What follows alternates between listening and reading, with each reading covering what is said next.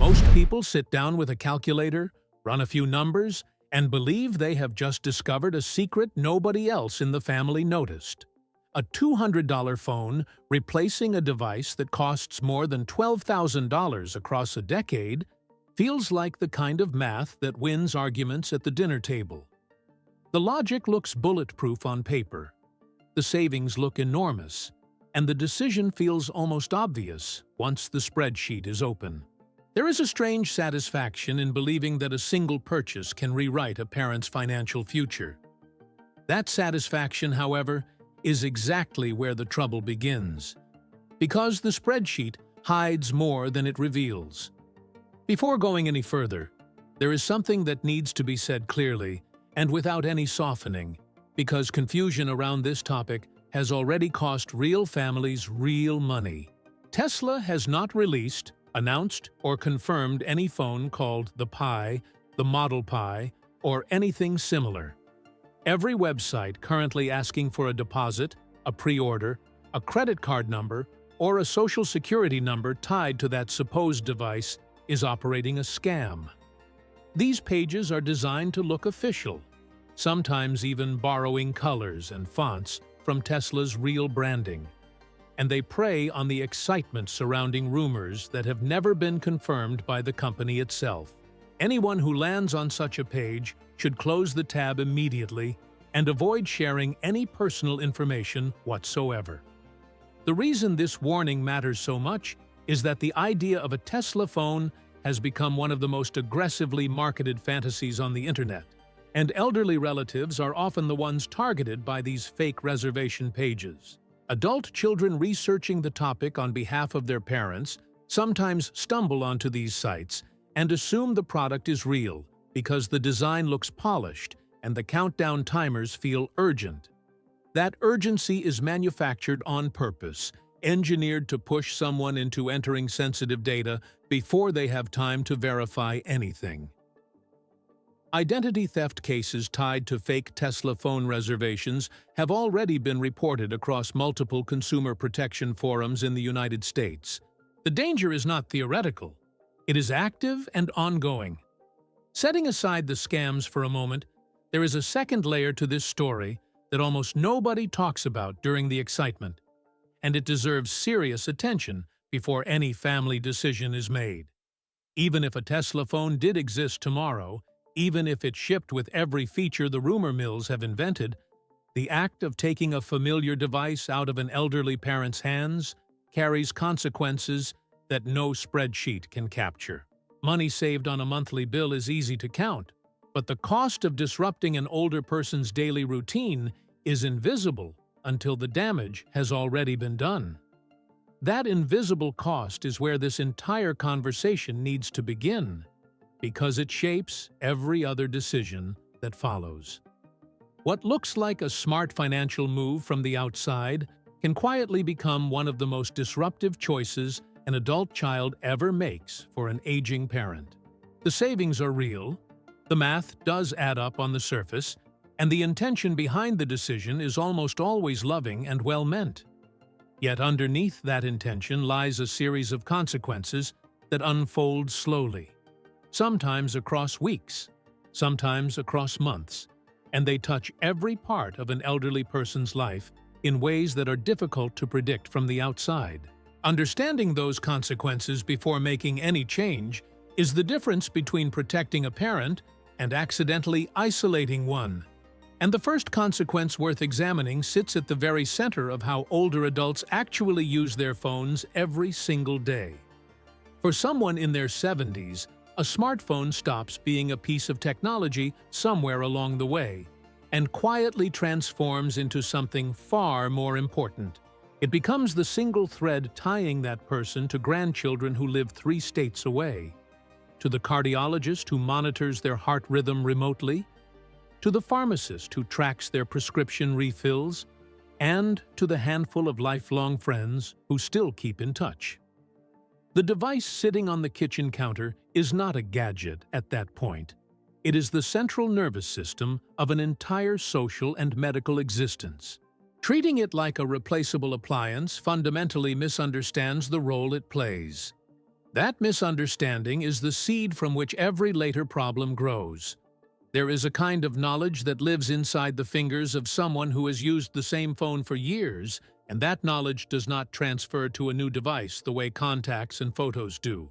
A 75-year-old grandmother who has spent half a decade with an iPhone knows exactly where her thumb needs to land to open the camera, exactly how long to press a message to send a heart reaction, and exactly which corner of the screen brings up her photo library. None of that information sits in her conscious memory anymore. It has been absorbed into pure muscle reflex. Handing her a different operating system erases every bit of that reflex in a single afternoon. What remains is a blank surface that demands to be relearned from scratch. The depth of that relearning is often underestimated by adult children, who navigate new devices with ease and assume their parents will adapt the same way. A younger brain trying out a new phone treats the experience like a small puzzle, something interesting to explore for a weekend before settling into a new routine. An older brain, especially one already working harder to retain new information, experiences the same situation as a wall of confusion that never quite comes down. Every icon is unfamiliar, every gesture produces an unexpected result, and every small task that used to take 3 seconds now takes 3 minutes of hesitation. The exhaustion of that experience accumulates fast, and it rarely shows up in conversation with family members. There is also the matter of confidence, which tends to be the quietest casualty of any forced platform change. Older adults who already feel uncertain about technology often rely on the comfort of a familiar interface as proof that they can still manage their own affairs without help. That sense of independence is fragile, and it depends heavily on the predictability of the screen they have been using for years. The moment that screen looks different, that confidence cracks, and the person who used to handle their own banking, their own appointments, and their own messages suddenly starts asking questions they never needed to ask before. Each question chips away at the feeling of self-sufficiency that took decades to build. What makes this loss so difficult to see from the outside is that elderly parents almost never talk about it openly with their adult children. They do not call to say that the new phone feels overwhelming. They do not admit that they have stopped sending messages because they cannot remember how, and they do not mention that they have given up on apps they used to open every day. Instead, they go quiet, they put the device down more often, and they let the family notice the silence rather than explain the reason behind it.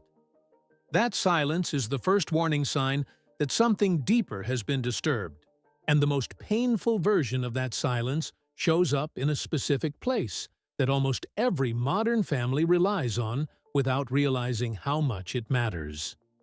The family group chat has quietly become the beating heart of how modern relatives stay close to one another, especially when distance and busy schedules make regular phone calls difficult to arrange. It is where photos of newborn grandchildren appear within minutes of arriving home from the hospital, where birthday wishes pile up throughout the day, and where small jokes between siblings keep an emotional thread alive across thousands of miles. For an elderly parent whose physical world has slowly shrunk over the years, that chat is often the closest thing to sitting at the family table every evening. Removing them from the Apple ecosystem changes their place in that chat in ways that are immediate and visible to everyone involved. The change looks technical on the surface, but it lands emotionally underneath. The instant an iPhone gets swapped for any non-Apple device, the affected parent becomes a green bubble inside every conversation they participate in. Videos they send from the new phone arrive on everyone else's screen heavily compressed, often reduced to a blurry blob where the grandchild's face used to be clearly visible. Photos lose so much resolution along the way that details disappear entirely, turning a sharp picture of a birthday cake into a soft smear of color. The reactions that used to feel warm and personal, the floating hearts and animated thumbs up that brought small joys throughout the day, no longer appear on the parent's screen at all. In their place arrive cold text strings that read "liked" or "emphasized," stripped of every ounce of warmth. FaceTime, which often represents the most cherished ritual in an elderly parent's week, disappears completely the moment the iPhone leaves their hand.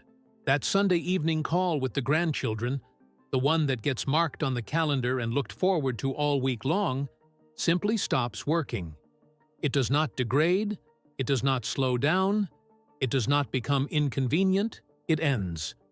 Replacements exist on other platforms, but they require the entire family to install something new. Remember to use it consistently and accept that the experience will never feel quite the same as the seamless ritual they had before. Most families, despite their best intentions, never make that switch consistently enough to preserve the habit.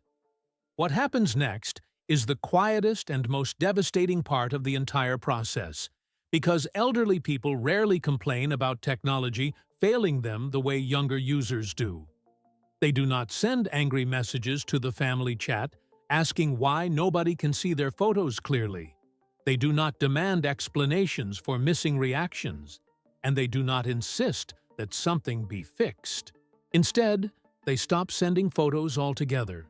They stop initiating video calls they no longer know how to start, and they slowly withdraw from the threads where their messages now look visibly different from everyone else's. That withdrawal happens so gradually that nobody in the family notices it until months have passed. By then, the distance has already settled in.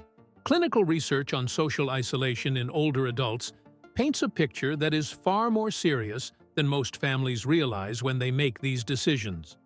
Loneliness in elderly populations does not simply affect mood or general happiness.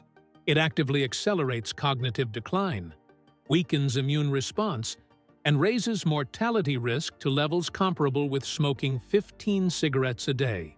The family group chat, which younger relatives often treat as a casual convenience, functions as a genuine lifeline for someone whose mobility is limited and whose social circle has narrowed with age. Cutting that thread, even unintentionally, removes one of the few daily reminders that they are still seen, still loved, and still part of something larger. And the thread that gets cut next is far more dangerous because it touches the systems that keep an elderly person physically safe. Picture an ordinary Tuesday evening, the kind of night that feels completely uneventful until the moment everything starts going wrong at once. An adult son has spent the previous weekend doing something that felt deeply loving and responsible, transferring his father's contacts to a new device, setting up the apps, walking through the basic features, and finally deactivating the old SIM card because keeping 2 phone lines active seemed wasteful.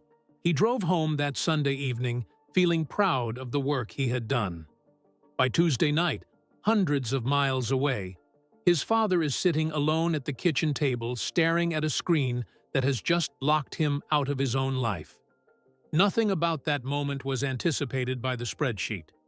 The trouble begins the instant the father opens his banking app on the unfamiliar device because the bank's security system immediately recognizes that an unknown phone is attempting to access the account. Standard protocol triggers a verification request, sending a 6-digit one-time password to the phone number registered on the account. That number, of course, belongs to the SIM card that was deactivated less than 72 hours earlier. The code travels into a deadline and vanishes without ever reaching anyone.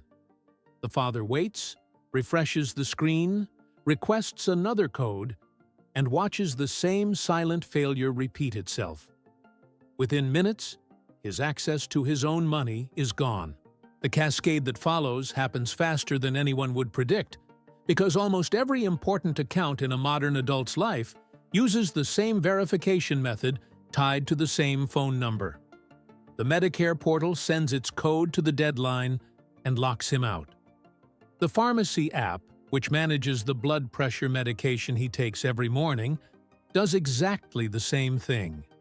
The patient portal where his cardiologist uploads test results refuses to let him in.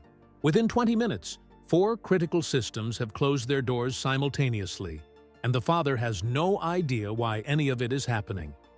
The new phone, which was supposed to simplify his life, has effectively erased his digital identity overnight. For a younger adult, this kind of lockout registers as a Tuesday inconvenience that gets resolved with a few phone calls the following morning.